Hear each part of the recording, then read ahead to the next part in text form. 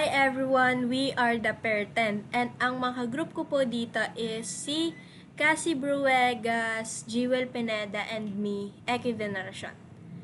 And we are going to present our mini program titled Orphanage Management System. Ang concept namin dito is tungkol siya sa isang orphanage kung saan merong caregiver at orphanage. So, ang parent class natin dito is yung orphanage, tapos child classes natin is yung caregiver and yung orphanage. Ginagamit namin dito yung OOP concept tulad ng inheritance and capsulation para ipakita kung papaano nagmamanage ng data sa isang simple at organized na paraan. Hello guys, I'm Cassie and I'll be showing you how our program works. Sa una po, makikita po natin ang base orphanage information gaya ng pangalan, location at capacity nito. At next po, ipapakita ng program ang caregivers information kasama po ang pangalan nila, shift at duties. After that, lumalabas naman ang orphans information kung saan po makikita ang pangalan, edad activities ng bawat bata. So, ayun po.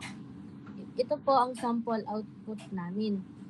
Makikita na malinaw at organized ang details na nagpapakita ito ng relationship ng parent at child classes sa OOP.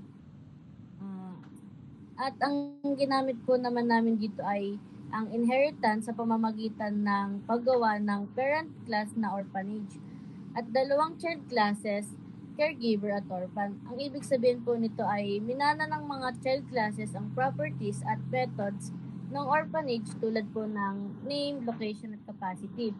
Samantala po, ginamit naman namin ng encapsulation sa pamamagitan ng paggamit ng private fields at getters and setters para po ma-secure ang data at hindi basta-basta ma-access mula sa labas ng class. Isa po sa example nito ay yung private string name, tapos may get name method para po makuha ng safe yung value. Yun lang, be. Hi, I'm Jill and I'll talk about our developmental process. Ang ginamit namin para sa aming program ay Java sa Eclipse IDE. At ang mga challenges para sa amin ay yung pag-connect ng parent class and child class gamit ang mga constructors. At isa pa sa mga naging challenge namin ay yung pag-handle ng encapsulation ng tama.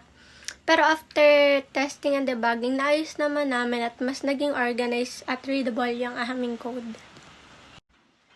Kung may improvement kami in the future, gusto namin magdagdag ng user input or kaya database connection para mas maging interactive at realistic yung system.